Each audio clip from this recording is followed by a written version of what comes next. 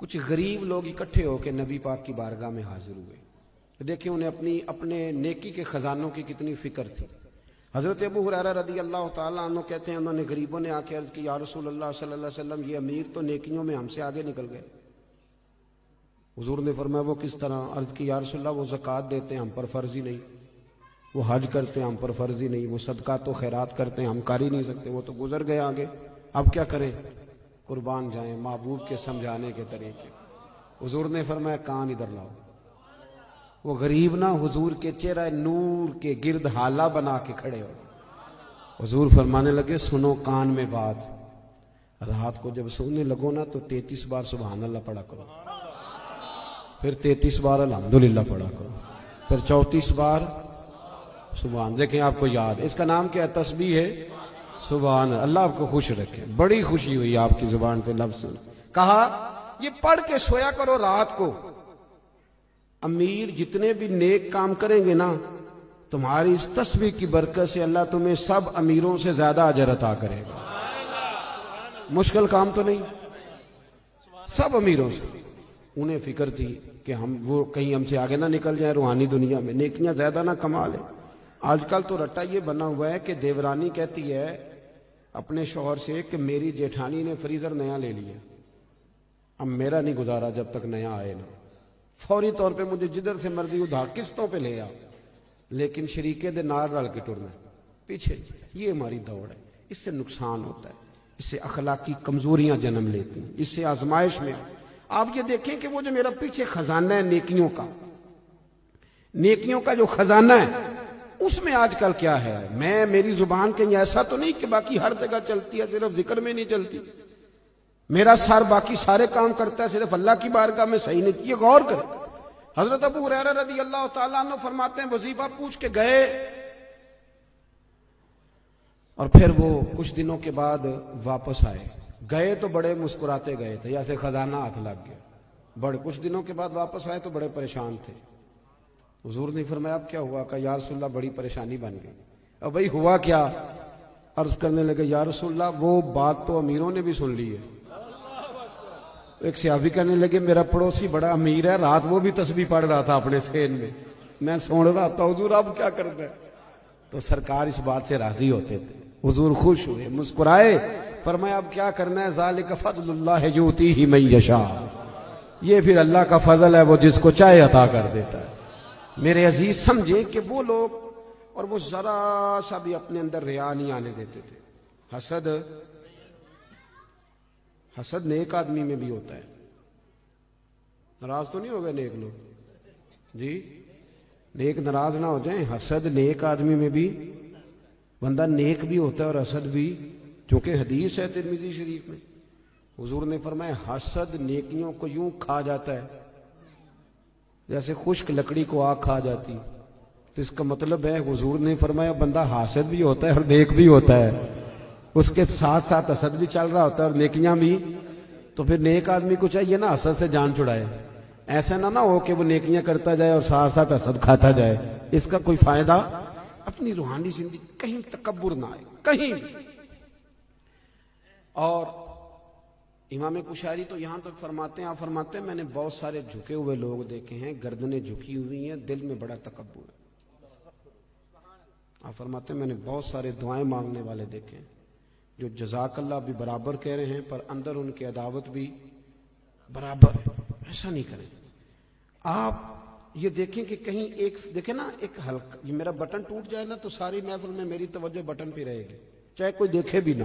مجھے تو پتہ نہ ٹوٹا ہوا تو میں بار بار غور کروں گا.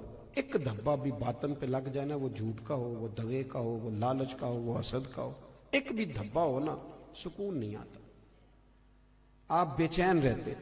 یہ میری طرح کے کچھ لوگ ایسے ہوتے ہیں جن کو اسٹیج پہ بیٹھنے کی بیماری لگ جاتی ہے. اب یقین کریں میں تو کسی وقت سوچتا رہتا ہوں کہ کوئی محفل ایسی بھی تو ہونا کہ ہم بھی پیچھے بیٹھ کے سنیں، اپنا چسکا بھی تو پورا کرنا ہے. لیکن وہ کئی میری طرح کے لوگ بیچارے گردن اونچی کر کر کے نقیب کو دکھاتے ہیں کہ میں بھی آیا ہوں، کسی طریقے سے اعلان کاری دے میرا، میں چودھری صاحب ہوں، علاقے کا محلے کا بڑا ہوں، 2 دفعہ چیئرمین ہوا، بلا لے کسی طریقے سے. اس سے گھٹن آئے گی آپ کے مزاج. بات زیادہ نہیں کرنی، سمیٹنے کی طرف آ رہا ہوں. سید احمد کبیر رفائی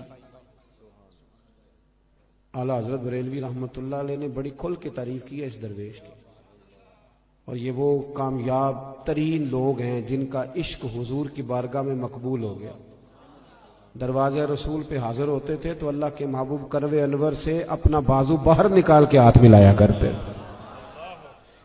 हजरत सैयद अहमद कबीर रिफाई रहमतुल्लाह ताला अलैह फरमाते हैं कि किसी ने कहा हजरत इतना ऊंचा मकाम कैसे मिल गया? तो आप फरमाने लगे, लोग मुझे मुफ्ती भी कहते थे, आलिम भी कहते थे, कुछ लोग मेरे मुरीद भी थे, लेकिन फरमाते मैंने सारी जिंदगी सबसे गुनाहगार मुसलमान को भी अपने से अफजली समझा। क्यों? आप दलील देते थे, फरमाते थे जब अल्लाह ने कह दिया कुन तुम खैरा उम्मतिन, और तुम बेहतरीन हो मेरे नबी का कलमा पढ़ने वालों, तो फरमाया मैंने हर सही उल अकीदा को, कलमा गो को अपने से अफजल समझा।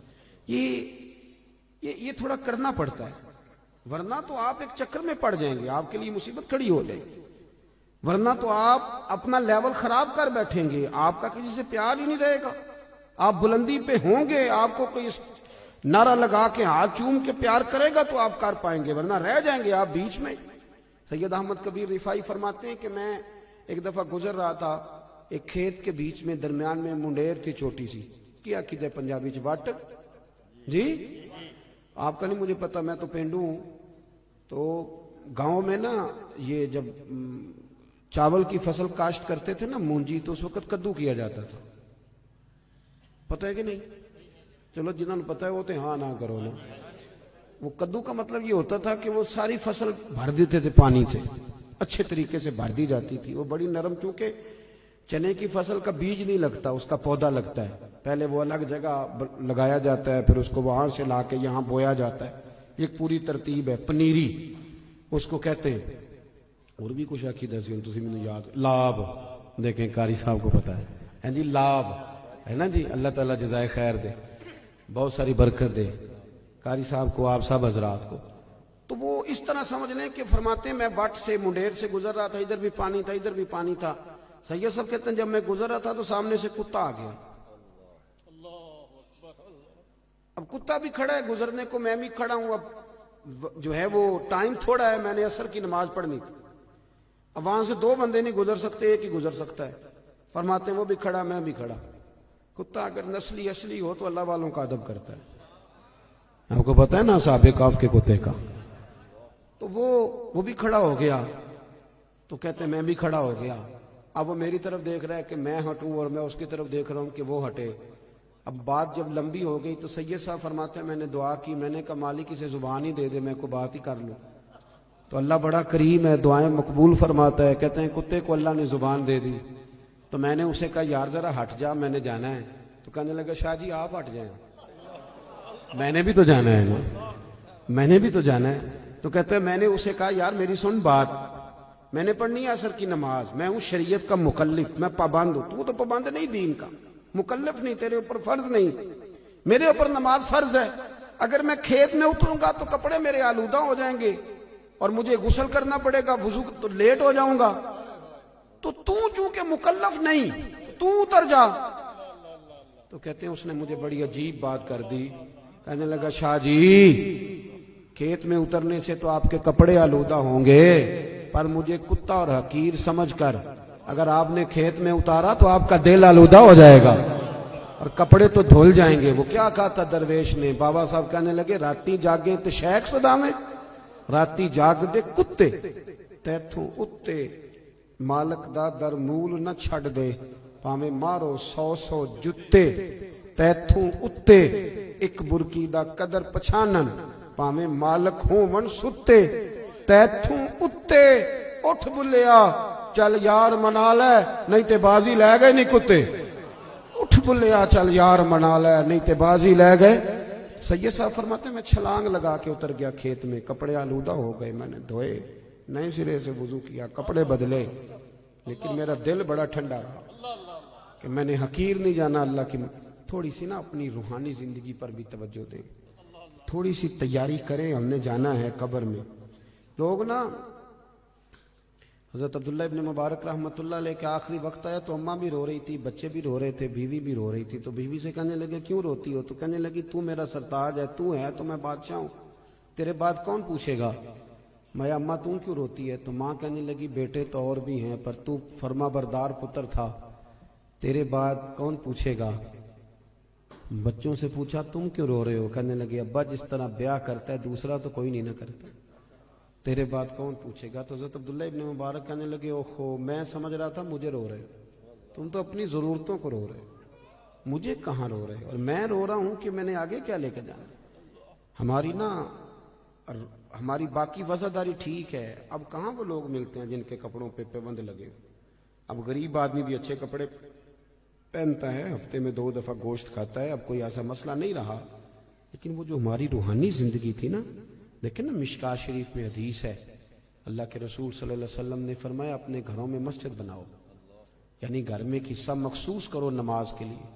اور حدیث کے اگلے لفظ یہ ہیں کہ گھر کو قبرستان نہ بنا لیں۔ اس کا مطلب ہے کہ گھر زندہ ان لوگوں کا ہے جو گھر میں رہتے ہوں اور نفل پڑھتے ہوں، باقی تو گھر مردہ ہے، جتنے مرضی لوگ بستے ہوں۔